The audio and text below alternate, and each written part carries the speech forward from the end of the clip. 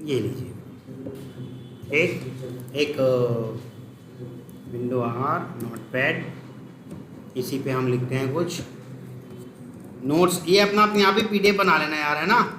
मैं तो इस पर टाइप कर दे रहा हूँ, आप अपने हिसाब से पीडीएफ बना लेना।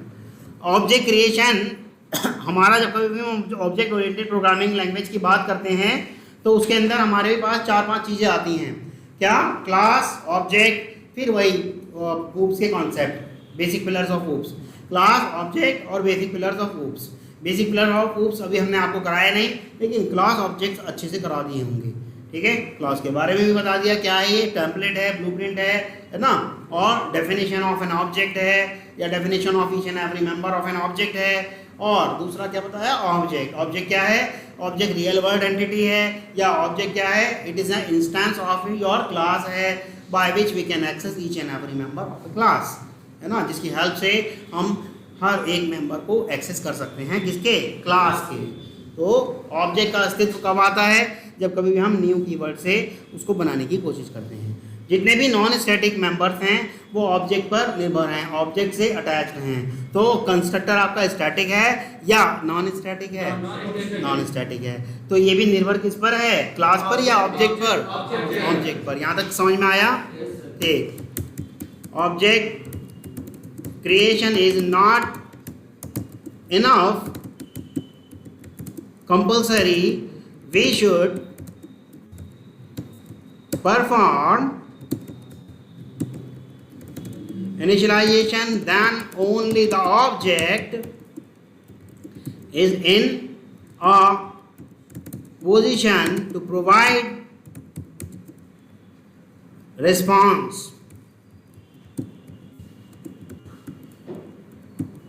properly।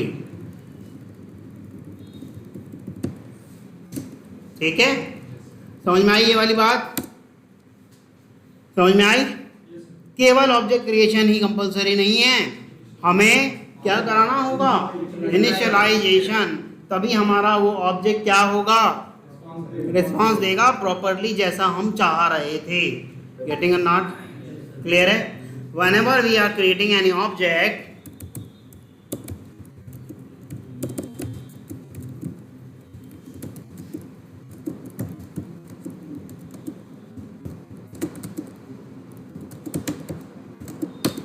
some piece of the code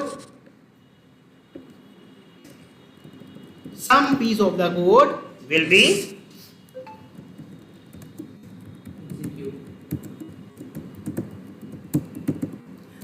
to perform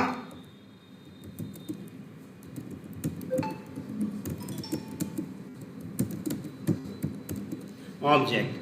ठीक है, ऐसा मैंने आपको इंस्टेंस लाइफ साइकिल में सिखाया होगा, याद आ रहा होगा आपको, है ना, कि भैया कुछ piece of code automatically execute हो जाता था। ठीक है, टू परफॉर्म क्या?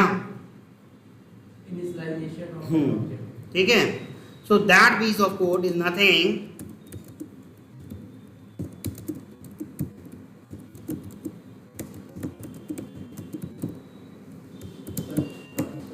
constructor. We can put that piece of code where? In constructor.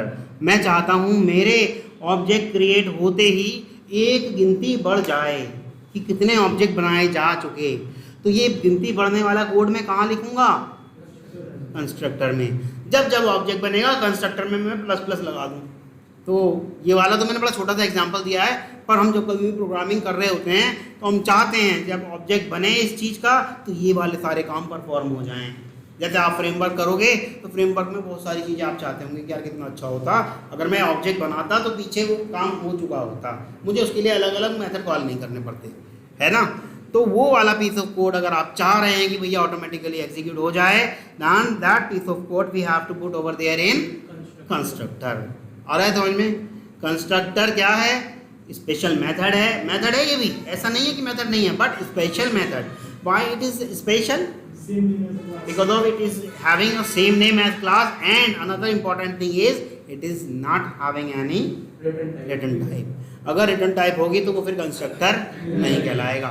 Same name होने की वजह से ही केवल कंस्ट्रक्टर नहीं है वो, सेम नेम तो मेथड का भी हो सकता है। हाँ, हालांकि जब आप मेथड को सेम नेम बनाओगे तो वो आपको एक वार्निंग देगा, कहेगा it is foolish you are creating a method name same as your constructor name. यह एक मूर्खता है ना। देखो अभी बना के दिखाता हूँ। जैसे कि ये मैंने इसे कर दिया क्या, void, ठीक। देखो वार्निंग दे रहा है, क्या कह रहा है, क्या कह रहा है, this method has constructor name. साफ साफ बता रहा है कि भैया इस मेथड का नाम कंस्ट्रक्टर के जैसा है, ना बनाओ ऐसा। वार्निंग दे रहा है, हालांकि एरर नहीं देगा, कहेगा मेरे से कहोगे मैं तो चला दूंगा। आगे आप ही कंफ्यूज होगे, आपको समझ में नहीं आने वाला कि भैया ये कंस्ट्रक्टर है या मेथड है। इसलिए आपको मेरा जो कर्तव्य है मैं आपको बता रहा हूँ, भैया कंस्ट्रक्टर के जैसा आपने एक मेथड बना लिया है उसे चेंज कर लो। वो वार्निंग जरूर देगा पर एरर नहीं देगा, इसलिए इसकी ये void हटा दो तो वो कंस्ट्रक्टर कहला गया। ठीक है, क्लियर है? यहाँ तक किसी को कोई इशू है तो बताइएगा, किसी भी तरह का। Hence the main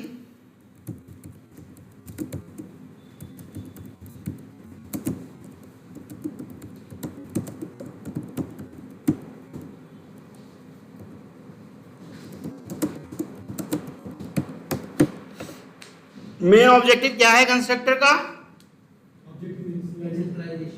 to initialization of an object. Constructor बना नहीं, और जैसे ऑब्जेक्ट बनाया, ऑब्जेक्ट बनते ही वो इनिशियलाइज कर देगा। चाहे आप उसमें कुछ भी ना डालो, खाली भी छोड़ दो, ब्लैंक भी छोड़ दो, तो वो क्या करेगा? इनिशियलाइजेशन कर देगा कंस्ट्रक्टर का। ठीक है, तो ऑब्जेक्ट का इनिशियलाइजेशन कंस्ट्रक्टर की हेल्प से होता है। ये बात समझ में आ रही है? किसी भी तरह का इशू हो तो बताइएगा।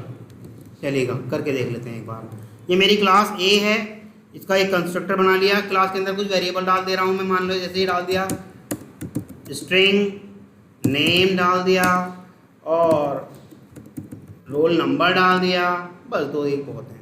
ठीक, क्लास ए के अंदर मान लो मैंने डाल दिया एक, यही पैरामीटराइज बना रहा हूँ अभी मैं ना, स्ट्रिंग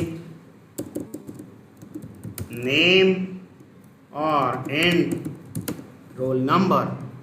आप कहोगे इसके जैसा क्यों डाल दिया भैया? अलग भी डाल सकते थे, वैसे कोई बात नहीं, पर इसके जैसा जानबूझ के मैंने डाला है। एक कीवर्ड और बताना चाहता हूँ, एक कीवर्ड और बताना चाहता हूँ। मैं ये वाले नेम के साथ इस वाले नेम को इनिशियलाइज करना चाहता हूँ, यानी कि जो भी मैं यहाँ पास करूँगा, सपोज करो मैंने यहाँ अमित पास कर दिया, वो अमित मैं चाहता हूँ इसके अंदर आ जाए, वो अमित मैं चाहता हूँ इसके अंदर आ जाए। तो जो ऊपर वाला नेम है, स्ट्रिंग नेम जो ग्लोबली है ऊपर वाला है, वो किस तरह का है? ग्लोबली है, क्लास का वेरिएबल है वो। हाँ, और ये वाला कैसा है? ये इस कंस्ट्रक्टर का लोकल वेरिएबल है, ये इस कंस्ट्रक्टर का लोकल वेरिएबल है। यानी कि इसकी वैल्यू को इसके साथ इनिशियलाइज कर दूं तो क्या कर दूं? Name is equal to name लिख दूं, है ना। परंतु ये कहेगा ये क्या कर रहे हो भाई, है ना। हालांकि दोनों की स्पेलिंग एक जैसी है, दोनों की स्पेलिंग एक जैसी है, पर वो कैसे पहचाने? तो हमें बताना होगा कौन से वाला नेम। या तो मैं सीधे सीधे ऐसे लिख दूं, क्लास ए डॉट नेम, ऐसे कर दूं, पर ये ऐसे चल नहीं रहा है। तो ऐसे चलने के लिए मुझे करना होता है क्या? सॉरी, इसको यहाँ नहीं करते, यहाँ हटा के ये करता हूँ। क्या था ये? Class A dot name is equal to, जो मेरे कंस्ट्रक्टर के अंदर से लोकल वाला पास हो रहा है उसकी वैल्यू उसमें डालनी है। तो क्लास ए ना करके मैं करूँगा दिस डॉट नेम। दिस करते ही वो समझ जाएगा कि इसी क्लास की बात हो रही है। दो ही कीवर्ड होते हैं, दिस और सुपर, दिस और सुपर, बस।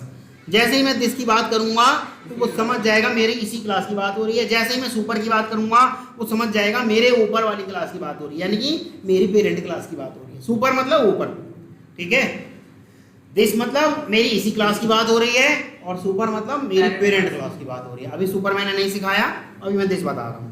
तो this dot name is equal to name हो गया, और ऐसे ही रोल नंबर डाल दूंगा, this dot roll number is equal to roll number. मैं ऐसा तो नहीं लग रहा कि आप ये हम कर क्यों रहे हैं?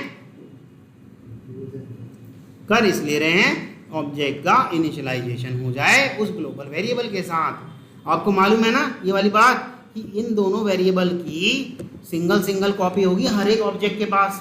क्यों सिंगल सिंगल होगी बताइएगा? नॉन स्टैटिक है। और यही वैसे जैसे मैंने एक ऑब्जेक्ट बनाया, एक ऑब्जेक्ट ए, एक ऑब्जेक्ट बी, ऑब्जेक्ट ए के लिए भी इन दोनों की सिंगल सिंगल कॉपी होगी, ऑब्जेक्ट बी के लिए भी इन दोनों की सिंगल सिंगल कॉपी होगी। लेकिन अगर इसे स्टैटिक कर दिया होता तो ऑब्जेक्ट ए के लिए भी यही कॉपी काम करती, ऑब्जेक्ट बी के लिए भी इन दोनों की एक ही कॉपी काम करती, जो कि क्लास के साथ लोड हो गई होगी, जो कि क्लास के साथ लोड हो गई होगी। ये बात नॉन स्टैटिक की तो मल्टीपल कॉपीज होती है ना, हाँ, ये नॉन स्टैटिक है। आपने अभी बोला इसकी सिंगल कॉपी होगी। हाँ, इसकी सिंगल कॉपी इस पर्टिकुलर ऑब्जेक्ट के लिए, पर्टिकुलर क्योंकि मान लो 10 ऑब्जेक्ट है तो 10 कॉपी बन के आएंगी, 10 नहीं बल्कि 20 बन के आएंगी, स्ट्रिंग और रोल नंबर और नेम, है ना, आ रहा है समझ में। तो 20 जगह ये स्पेस ऑक्यूपाई करेगा। अगर यही स्टैटिक होता तो एक ही जगह। तो आपको ऐसा लग रहा होगा स्टैटिक वाला बड़ा अच्छा है, नहीं भैया, नॉन स्टैटिक भी अपनी जगह अच्छा है, स्टैटिक भी अपनी जगह अच्छा है, जहाँ जिसकी जैसी जरूरत है। अगर मैंने स्टैटिक को अच्छा मान करके यहाँ पे ऐसा कर दिया होता तो ये क्लास के साथ लोड हो चुके होते, जब तक मेरा प्रोग्राम एग्जीक्यूट होता तो उतना स्पेस ऑक्यूपाई करके रखता। लेकिन मैंने इसे नॉन स्टैटिक बनाया, जब मेरी ज़रूरत होगी तब मैं ऑब्जेक्ट बनाऊंगा, तभी स्पेस ऑक्यूपाई होगा। और मेरा मन करेगा तो जब मैं उसे डिस्ट्रॉय कर दूँ तो वो स्पेस भी हमारा डिस्ट्रॉय हो जाएगा। लेकिन स्टैटिक वाला आप डिस्ट्रॉय नहीं कर सकते, वो जब तक आपकी क्लास लोड में रहेगी तब तक वो स्पेस ऑक्यूपाई रहेगा। सिंगल भले ही कर रखा है पर स्पेस तो ऑक्यूपाई रहेगा ना, आ रहा है समझ में। तो ये कंस्ट्रक्टर वाला काम समझ में आ गया, पैरामीटराइज। इस तरह से हमने ये इनिशियलाइज कर दिया है, क्या, नेम के साथ नेम को, रोल नंबर के साथ रोल नंबर को। अब मैं 2 ऑब्जेक्ट बनाने की कोशिश कर रहा हूँ, ठीक है, क्लास ए obj1, ठीक, क्लास बी obj2, ठीक है, ये 2 बना दिए मैंने। परंतु अभी तो सिर्फ मैंने क्या करा है, सॉरी क्लास बी नहीं है भैया, क्लास ए ही है, हाँ।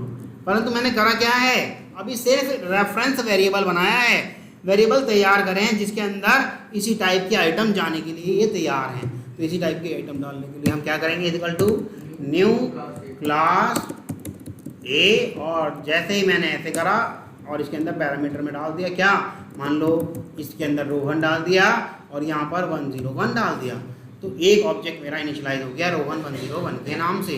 ये तो किसी की कोई इशू यहाँ तक बताइएगा।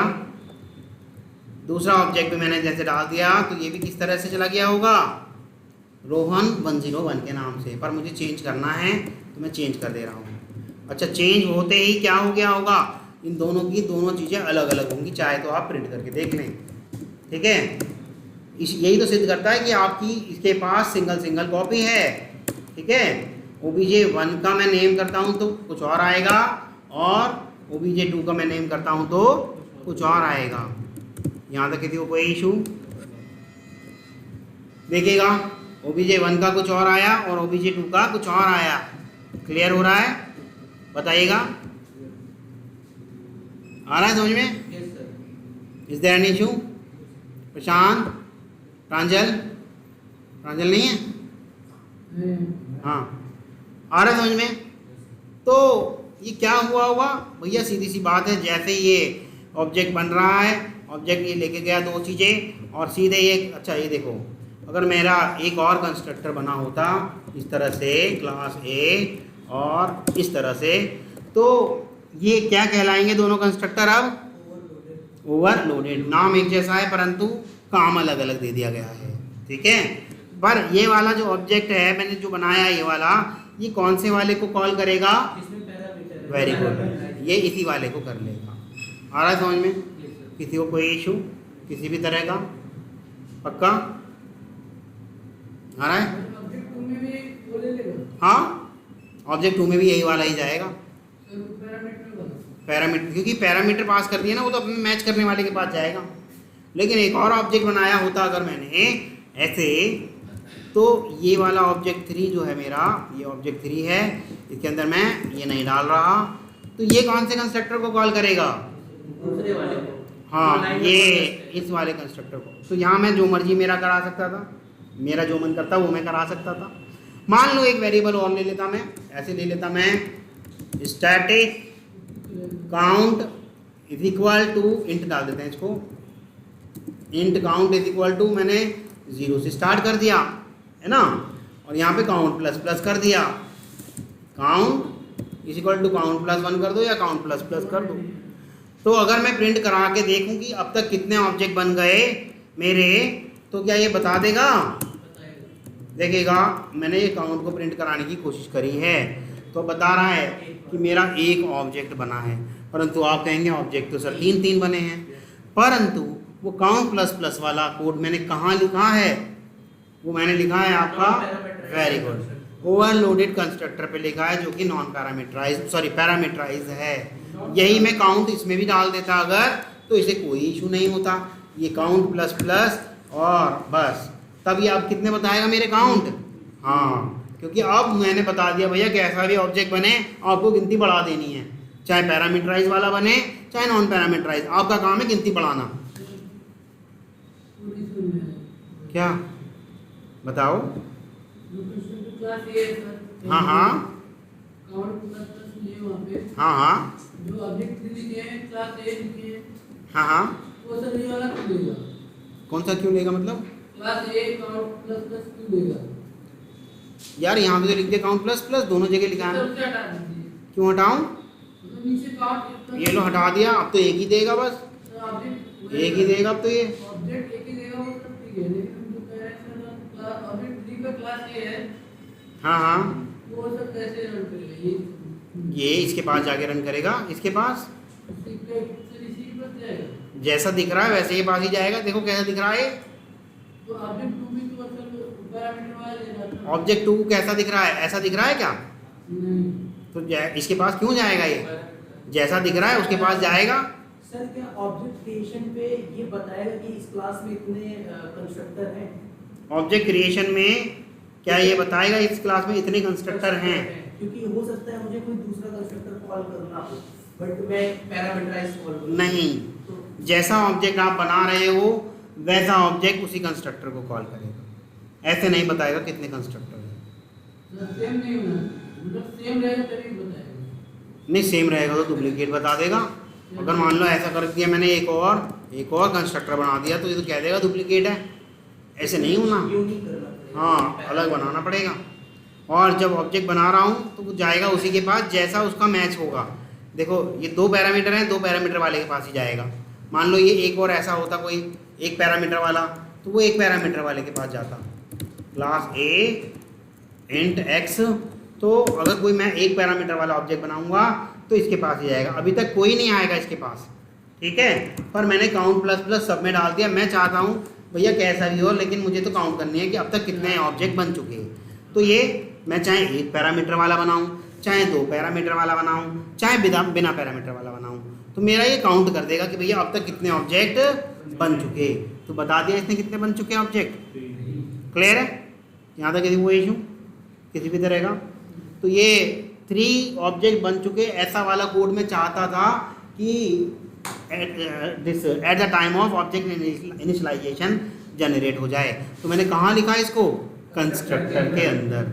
तो यही मैंने डेफिनेशन के अंदर लिखवाया है, this that piece of code is nothing but constructor. या इसको ऐसे भी लिखवा सकते थे, you can put that piece of code in constructor. आया समझ में? इसलिए ये डेफिनेशन लिखवाई थी। यहाँ तक किसी को कोई इशू? कोई पूछ सकता है भाई, किसी को भी अगर आ रहा हो इशू तो। अब मैं, हाँ पूछो पूछो। दिस क्यों लगाया है? मैं इस वेरिएबल को जब कभी भी मैं पहचान करना चाहूँगा या कॉल करना चाहूँगा तो मैं ये है किसका? इस क्लास का। इस क्लास को इस क्लास ना कह के दिस क्लास कह दिया मैंने, इसलिए दिस लगाया है। ठीक है, तो अगर नाम अलग अलग होता तो दिस लगाने की ज़रूरत ही नहीं होती। मैं नेम की जगह ऐसे कर देता, ये ऐसे कर देता, तो फिर दिस लगाने की ज़रूरत ही नहीं होती। फिर तो मैं ऐसे ही कर देता, नेम इज इक्वल टू दे ऐसे करके, और roll number is equal to ऐसे। अब आप कहोगे ऐसा क्यों नहीं करा? हाँ, सेम स्पेलिंग क्यों कर रहे हो जी? सेम स्पेलिंग हम इसीलिए कर रहे हैं क्योंकि जब आप कभी भी स्टैंडर्ड प्रोग्रामिंग कोड करोगे तो यही नियम फॉलो करोगे, ऐसे अलग अलग वेरिएबल्स नहीं बनाओगे। जब स्टैंडर्ड नॉर्म्स आप फॉलो करते हो, किसी कंपनी में जाते हो, ऐसे आप बनाओगे तो वो आपसे कहेगा क्या आपको प्रोग्रामिंग स्ट्रक्चर नहीं आता? काम चल जाएगा। पर बड़ी ख़राब बात है, आपने दोनों वेरिएबल एक जैसे दिखने वाले थे अलग अलग रख दिए।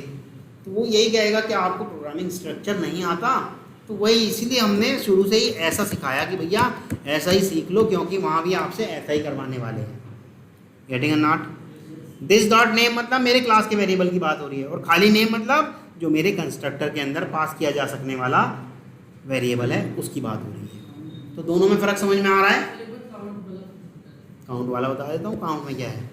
जैसे ही मेरा ये वाला कंस्ट्रक्टर कॉल होगा तो ये इसके पास जाएगा, देखो इसके पास गया और काउंट उसने बढ़ा दिया, काउंट 0 से क्या कर दिया होगा 1। जैसे इसने ये वाला कंस्ट्रक्टर कॉल किया तो फिर से दोबारा उसने क्या कर दिया होगा, काउंट बढ़ा दिया होगा और क्या कर दिया होगा, काउंट मेरा 2 कर दिया होगा। ये क्या हो रहा है भाई? डिक्लेयर कॉल हायरार्की डिक्लेरेशन, ये जा नहीं रहा, गया तो ये वाले का काउंट बढ़ा दिया होगा, ठीक। ऐसे ही इसका भी काउंट बढ़ा देगा, दैट्स ऑल। तीनों के एक एक करके वो बढ़ा देगा। Getting a not? मैंने 0 से जानबूझ के स्टार्ट किया है, क्योंकि अगर मैं 1 से करता तो एक ऑब्जेक्ट एक्स्ट्रा बता देता। मैंने 0 से ही स्टार्ट किया है कि जब भी बनेगा तभी बढ़ा दे भाई। आ रहा है समझ में? क्लियर है? किसी को कोई इशू किसी भी तरह का? मैं आगे कुछ और कराने वाला हूँ। हाँ, काउंट ना दें मत दो, मना थोड़ी, मैं कह थोड़ी रहा जबरदस्ती दो। ये तो मेरी नीड थी कि भैया ऑब्जेक्ट अब तक कितने बन गए, मेरी नीड थी कि उतने मैं काउंट बढ़ा दूँ। वो जबरदस्ती थोड़ी कह रहा है। हेलो, हाँ गुड मॉर्निंग अंजू, बताया नहीं यार आपने मुझे।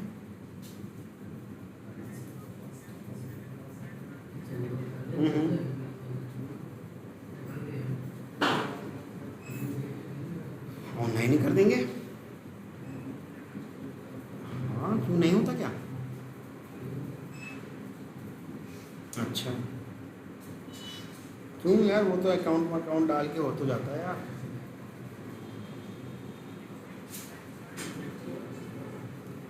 अपनी तरफ से यार वाला पेपर वाला पेपर वर्क कर लो पहले, है ना? किसी भी तरह का, हाँ हाँ, मतलब किसी भी तरह का कोई रिस्क नहीं होना चाहिए। तो यार देखो खुद करते आ रहे हो इस चीज़ को, है ना? हाँ हाँ, तो मैं भी इंस्टीट्यूट में हूँ, और जैसे तुम्हें सही लगे नीचे ही हो, बस एक क्लास लेके नीचे आ, ठीक है? हाँ, तो उसको बोल दो वो चीज़ करने के लिए हम रेडी हैं, कोई दिक्कत नहीं है। आदमी सही है ना? आदमी सही है ना? आदमी सही है ना? चलो ठीक है, हमको इशू नहीं है ना? ठीक ठीक ठीक ठीक, चलो ठीक है ना? ठीक।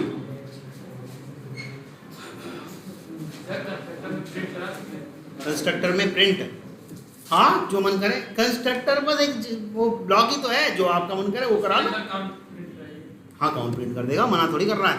पर फायदा क्या है सेकंड वाले में? फायदा क्या है? ये लो कर देगा, ये लो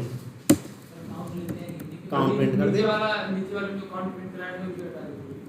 हाँ, तो वो हटा देंगे तो क्या मना, हटा देगा वो, कुछ भी नहीं करेगा फिर इसको। हाँ, तो 2 ही देगा। आप ऐसा कराने को कह रहे हो, वो ऐसे ही करेगा, जैसा आप कह रहे हो वैसा ही करेगा वो। ऑब्जेक्ट 2 ही लेगा मतलब काउंट, लेकिन 3 कहाँ हुए? आपने प्रिंट तो जो है कब करा दिया? 1 मिनट, 2 3 होना चाहिए, क्योंकि तीसरा ये भी तो हो रहा है, 2 होगा, 3 आ रहा है, क्योंकि तीसरा वो भी तो कॉल हो गया अपने आप में। हाँ, अगर मैं यहाँ प्रिंट कराऊंगा तब 2 ही आएगा, क्योंकि हाँ तब 2 ही आएगा, क्योंकि ये वाले तो 2 ही आए ना, वो वाले का नंबर ही नहीं आने दिया आपने, ठीक है? हाँ, तो जब पहली बारी में कॉल हुआ था तो 1 प्रिंट करा, जब दूसरी बारी में कॉल हुआ तो 2 प्रिंट करा। तो ये प्रिंट वाला कोड की जगह है नहीं ना, ये जो आप प्रिंट करने की कोशिश कर रहे हो ये वो जगह है नहीं, ठीक है? तो प्रिंट करने की जगह जो मैंने आपको बताई थी वही है। हाँ, तो यहाँ तक कोई इशू? अभी तो बताया, लिखवा तो रखा है ये ना, कि कुछ कोड हम चाहते हैं ऑटोमेटिकली ऑब्जेक्ट बनने से पहले चल जाए, या ऑब्जेक्ट बनने पर चल जाए, तो वो वही तो कर रहा है। ये तो बता करने से पहले मैंने सारी कहानी लिखवाई है, बताई भी है अभी हिंदी में। सर एक और चलता है जब न्यू कोड माइग्रेट करते हैं तब जाके चलता है कंस्ट्रक्टर ये भी बनाना सर। वो तो जब आपको सर उसमें से लेने में बताएंगे तब बताएंगे, ठीक है। यहाँ तक किसी को कोई इशू किसी भी तरह का? हाँ, गिनने के लिए। अरे भैया काउंट से इतना परेशान क्यों हो रहे हो? काउंट की जगह हेलो कर दो, ये लो ये लो, काउंट की जगह हेलो कर दो, उससे क्या फर्क पड़ रहा है? ये तो वेरिएबल ही तो है। आप काउंट से क्यों इतना दुखी हो रहे हो? ये लो, हाँ मेरा जो मन कर रहा है हेलो कर दूं इसको, ये लो। मतलब ये भी पूछने वाली है कि हेलो कर दूंगा तो 3 ही आएगा। अच्छा येलो कर दूंगा तो तब क्या आएगा? इस हेलो की जगह येलो कर दूंगा तो तब क्या आएगा? फिर ये पूछने वाली बात ही कहाँ थी? हाँ, काउंट से इतना परेशान क्यों हो रहे हो? मैं तो काउंट इसलिए लिखा कि आपको पहचान आ जाए। आप कहते कि हेलो क्यों लिख दे, नाम जेन्युइन सा रखो। हाँ तो भाई सीधी सी बात है, मैंने काउंट इसलिए रखा क्योंकि आपको जेन्युइन सा नाम लगता। बस काउंट की जगह गिनती लिख दो, बस काउंट की जगह गिनती लिख दो, या ऑब्जेक्ट गिनती लिख दो, या ऑब्जेक्ट काउंट लिख दो, या ऑब्जेक्ट नंबर लिख दो, या नंबर ऑफ ऑब्जेक्ट लिख दो, जो आपका मन कर रहा है, ठीक है। तो काउंट ऐसा कोई वेरिएबल जावा का नहीं है, तो हमने बनाया है। कुछ पूछना है रजनीश? नहीं समझ में आया? अरे अभी तो काउंट, आप पूछना क्या चाहते हो ये बताओ।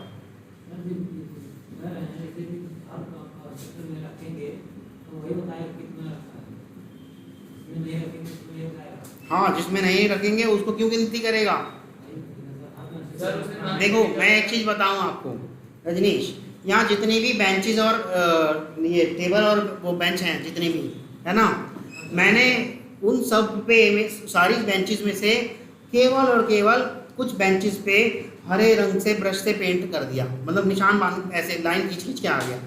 मैंने आपसे कहा सिर्फ हरे रंग वाली गिनती करके आओ, तो क्या आप सारी गिनती कर दोगे? क्यों सबको करना पड़ेगा यार? मैं कह रहा हूँ सिर्फ हरी वाली गिनती करके आओ, और आप कह रहे हो मैं सबको करके आऊंगा। क्यों? ऐसा मैंने तो कहा ही नहीं। आप यहीं हो या कहीं और हो? पहले ये बताओ क्लास में हो? ये कितने हैं? अब ध्यान से सुनो, मैंने क्लास की बेंच में से कुछ बेंचेस पे हरा रंग कर दिया है, लाइन खींच दी हरे रंग की। फिर आपसे कहा कि जिन बेंचेस पे हरे रंग की लाइन खींची हुई है उनकी गिनती करके आओ। आ गए क्लास में? अब क्लास में नहीं थे जब यही सब बताया था तब भी? क्या मैंने अलग बताया था? यही सब बताया था। सर पेंट की डब्बी भी ऐसी की ऐसी है, ब्रश भी ऐसा ही है, लाइन भी ऐसे ही है, ठीक है। काउंट को नॉन स्टैटिक कर दो, तब नॉन स्टैटिक कर दोगे तो हर एक ऑब्जेक्ट के लिए अलग अलग हो जाएगा। स्टैटिक तो मैं चाहता ही था कि एक ही कॉपी रहे, नॉन स्टैटिक कर दोगे तो हर एक ऑब्जेक्ट के लिए अलग अलग हो जाएगा।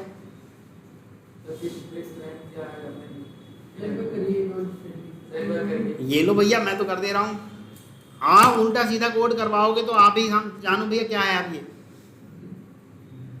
कोड आप करा रहे हो उल्टा सीधा, मैं तो आपको सीधा सीधा करा रहा था, ठीक है। अब इसको करने के लिए ऑब्जेक्ट बनाना पड़ेगा मुझे, तो बना देते हैं। ये लोग new class A dot count, ठीक है। तो क्या आउटपुट आना चाहिए राजवंश? ये इस लाइन का आउटपुट क्या आना चाहिए? बाकी मैं मिटा रहा हूँ ये सब, मैं ये सारे मिटा दे रहा हूँ। ये फालतू में जो भीड़ लग गई है, बस ये वाला कोड रखते हैं, है ना। सारा कर रहा हूँ भाई, सारा ही दिखाऊंगा आपको। ये लो। हाँ जी प्रशांत, क्या आना चाहिए? 3। क्यों प्रशांत? कुछ बोलोगे प्रशांत, क्यों 3 आएगा? बोलो प्रशांत। हाँ महेश, कितना आएगा आउटपुट? 4। क्यों?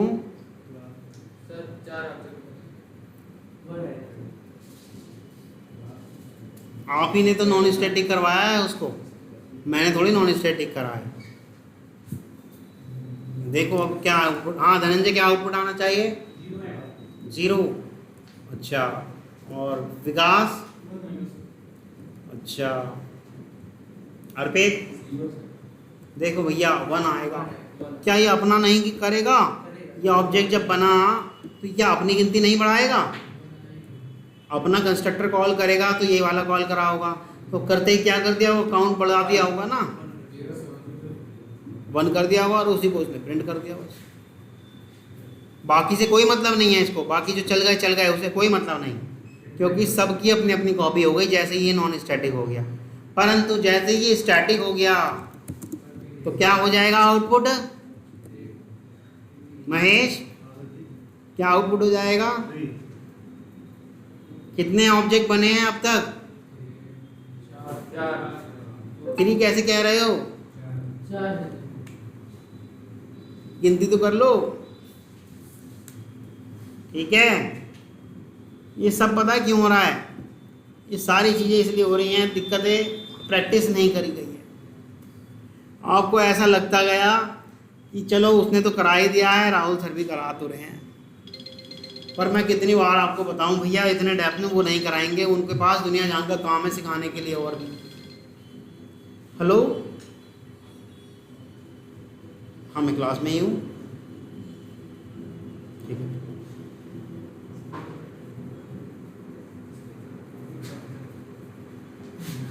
प्रैक्टिस करते तो ये वाली इशू नहीं आती, परंतु आपने प्रैक्टिस ही नहीं करी माय डियर। आपने सोच लिया कि किसी पे टाइप सी है किसी पे टाइप सी चार्जर? यार बंद हो जाएगा मेरा, और फिर मेरा इंटरनेट बंद हो जाएगा ये ऑफिस का। 3% है, थोड़ा सा चालू हो जाए तो सही है। लगा दो यार, कहीं भी लगा दो। हाँ क्या कह रहे हो? ये सारा नोटपैड पे लिख दूं? ये लो तो वो तो मैंने दे ही दूंगा आपको, PDF में मिल जाएगा।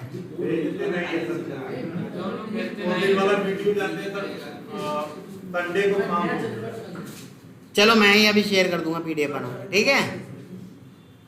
कोई इतना वो खास ऐसी बात नहीं लिखवाई है, मैं सिर्फ जो बोला है, हमेशा जो बोलता भी हूँ वही सब लिखवाया है, और कुछ नहीं।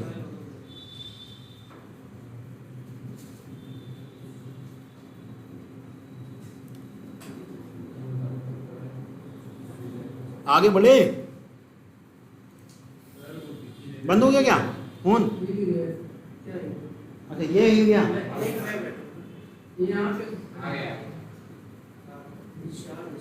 हो रहा है, चार्ज हो रहा है, बंद हो गया फोन। अरे यार दिखाना जरा, बंद हो गया क्या? 3% था तब भी सर। पता नहीं कैसे बंद हो गया यार।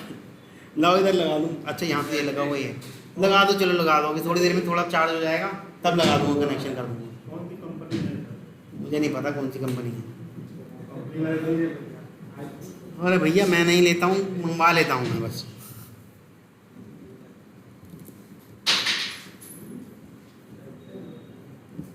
चलें आगे बढ़ें।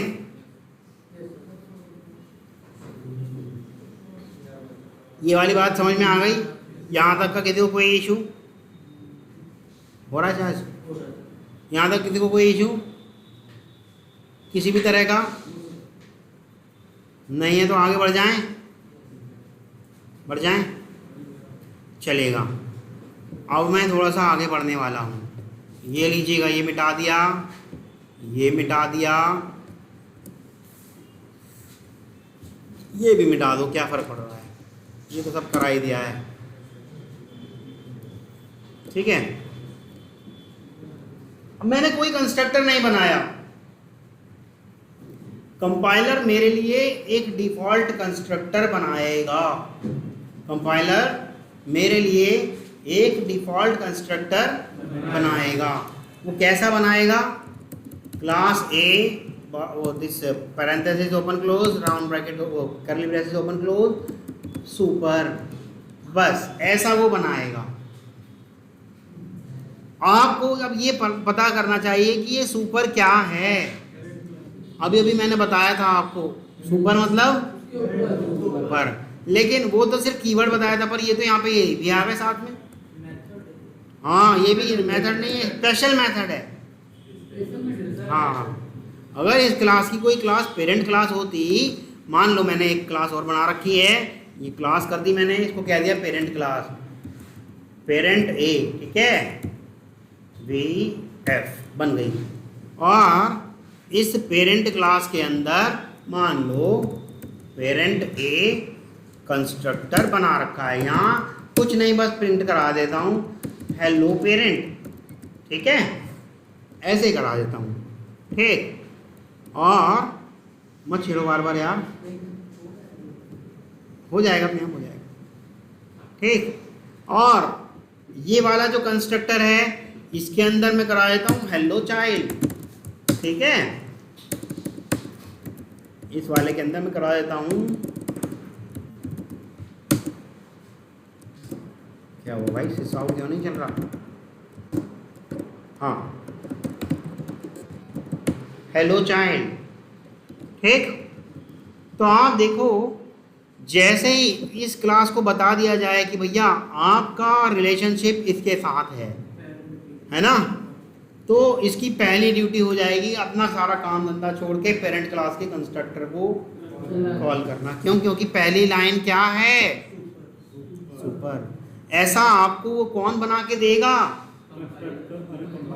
कंपाइलर। देखो रिलेशनशिप बना रहा हूँ मैं, रिलेशनशिप बनाने के लिए एक्सटेंड्स और पेरेंट का नाम लिख दो, बस हो गई दोनों की रिलेशनशिप। बस इतना सा लिखते ही इन दोनों के आपस में संबंध हो गए, रिलेशनशिप बन गई पेरेंट चाइल्ड वाली। क्लास का नाम लिखिए। हाँ, लिख तो दिया क्लास का नाम, ये रहा। रिपोर्ट नहीं कर सकते। इंपोर्ट क्यों करेंगे? इंपोर्ट क्यों करेंगे? मैं तो सिर्फ रिलेशन बनाना चाहता हूँ। हाँ, एक्सटेंड नहीं, एक्सटेंड्स। हाँ, रिलेशनशिप बनाने का अभी सिर्फ इतना ही मानो कि ये कीवर्ड जो है यही रिलेशनशिप बनाता है। और किसके साथ बनाना है? पेरेंट के साथ बनाना है, या लूप वर्किंग के साथ बनाना है, या और भी जो क्लासेस के नाम है उनके साथ बनाना है, वो उसका नाम लिखना पड़ेगा। Getting not? अब जैसे ही मैं इस कोड को रन करता हूँ तो आउटपुट क्या आएगा? कोई बता सकता है? कुछ नहीं आएगा, क्योंकि कंस्ट्रक्टर कब कॉल होता है? जब ऑब्जेक्ट, ऑब्जेक्ट हमने बनाया ही नहीं। अब बना दें जरा object. Class A OBJ is equal to new class A बन गया। तो सबसे पहला काम क्या करेगा? अब ये देखो, पेरेंट क्लास वाला काम कर दिया ना, पेरेंट क्लास वाला काम कर दिया। क्लियर है? अच्छा, अगर मैं ये नहीं भी बनाता, मैंने ये मिटा दिया, ये नहीं भी बनाता, तो भी आप देखिए रन कर रहे हैं, तो सबसे पहला काम क्या कर दिया इनने? क्योंकि कंपाइलर ने बना के दिया होगा और उसकी पहली लाइन क्या लिख दी होगी? सुपर। हाँ, कंपाइलर ने बना के दिया होगा एक डिफॉल्ट कंस्ट्रक्टर, और उसकी पहली लाइन क्या लिख दी होगी? और सुपर में हमने वही लिखवा रखा है, हेलो पेरेंट। आ रहा है समझ में? और सुपर कौन है इसका? यही तो है। मान लो एक और क्लास होती, सपोज करो एक और क्लास होती, इसका क्लास मैं नाम रख देता हूँ पेरेंट बी, ठीक है। और इस पेरेंट बी के अंदर भी एक और कंस्ट्रक्टर बना देता हूँ पेरेंट बी, और इसके अंदर कुछ प्रिंट करा देते हैं हेलो, इस तरह से, ठीक। और इस पेरेंट ए के साथ इसका रिलेशन बना देते हैं। कैसे बनेगा? Extends parent B. परंतु कर रहा हूं मैं इसको रन, किसको कर रहा हूं? ए को रन कर रहा हूं बस, है ना। और देखो सारे आ गए। अच्छा, पेरेंट वाला पहले आया या पेरेंट का भी पेरेंट वाला पहले आया? हाँ, क्योंकि उसके पास भी एक डिफॉल्ट कंस्ट्रक्टर बन के गया होगा और उसके अंदर पहली लाइन क्या लिखी होगी? सुपर लिखी होगी। पहले सुपर वाला काम करने जाएगा, बाद में बाकी काम करेगा। आ रहा है समझ में? क्योंकि कंस्ट्रक्टर की सबसे पहली लाइन सुपर होती है और सबसे पहले वो उसी को करने जाएगा। और जब अगर हमने इनमें कुछ प्रिंट ही नहीं कराया होता तो आपको पता ही नहीं चलता कौन कौन कॉल हो गए। अगर हमने इनमें कुछ प्रिंट ही नहीं कराया होता तो आपको पता ही नहीं चलता कौन कौन कॉल हो गए। तो आपको जो कोड एसेंशियल चाहिए पेरेंट क्लास से, तो वो आप यहाँ ना लिख के पेरेंट क्लास में लिख दो कि भैया मेरा ये वाला कोड तो एग्जीक्यूट होना ही चाहिए, तो आप यहाँ लिख दो। दूसरी बात, जब आपने अपनी खुद की क्लास के लिए करना है, अच्छा ये तो मैंने बना दी रिलेशनशिप ऐसे, है ना, यानी कि क्लास ए का पेरेंट क्लास बी और क्लास बी का पेरेंट बी का ए का पेरेंट बी, ये तो मैंने लिख के बता दिया, है ना। परंतु अगर किसी क्लास का पेरेंट ना बनाया जाए, ऐसे कर दिया जाए, तब इसका कोई पेरेंट ही नहीं है। हाँ, डिफ़ॉल्ट पेरेंट होता है जिसको हम कहते हैं ऑब्जेक्ट।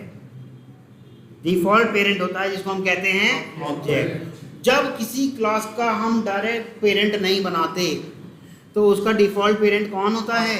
Object class. और ऑब्जेक्ट क्लास में उन्होंने कंस्ट्रक्टर के अंदर कुछ नहीं लिखवा रखा, इसलिए कुछ भी लिखा हुआ नहीं दिखता, ठीक है। यानी कि ऑब्जेक्ट क्लास की सारी चीज़ें इसको भी मिल रही होंगी, सॉरी अब नहीं मिल रही होंगी, अब तो मिल रही होंगी, अब इसको भी मिल रही होंगी क्लास ए को भी, और इसको भी मिल रही होंगी, और इसको भी मिल रही होंगी, क्योंकि अल्टीमेटली इसका कोई पेरेंट नहीं है, दिख रहा है ना। जब इसका कोई पेरेंट नहीं है तो डिफ़ॉल्ट पेरेंट इसका कौन कहलाएगा? ऑब्जेक्ट। पेरेंट ए क्यों दिखेगा? पेरेंट ए का तो ये खुद पेरेंट है, पेरेंट ए तो चाइल्ड है। जो उल्टे हाथ पे लिखा हुआ है ना वो चाइल्ड है, जो सीधे हाथ पे लिखा हुआ है वो पेरेंट है। यानी कि एक्सटेंड्स कीवर्ड के बाद जो लिखा जा सकने वाला है वो पेरेंट है, और एक्सटेंड्स कीवर्ड से पहले वाला जो लिखा जा सकने वाली क्लास का नाम है वो चाइल्ड है। आया समझ में? तो कंस्ट्रक्टर वाली बात समझ में आई। पहला जो कंस्ट्रक्टर हमें डिफ़ॉल्ट बना के देगा ये कंपाइलर, उसका पहला कीवर्ड क्या रहेगा? सुपर रहेगा।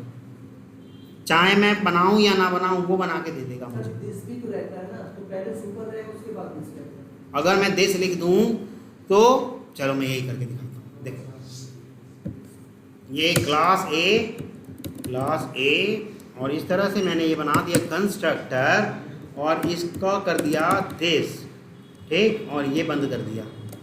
तो कह रहा है क्या? देखो कह रहा है कि दिस होगा या नहीं होगा। जबकि जब कंस्ट्रक्टर बनाया जाता है तो उसकी पहली डेफिनेशन यही है कि आप कंस्ट्रक्टर का पहला जो लाइन लिखोगे वो दिस होनी, सॉरी सुपर होनी चाहिए, है ना। परंतु वो दो बातें कहता है या तो सुपर होगा या दिस होगा, ये दो बातें कहता है वो। परंतु दिस लिखने को वो मना कर रहा है, क्योंकि यहाँ उसका पेरेंट बना रखा है, इस वजह से वो दिस लिखने को मना कर रहा है।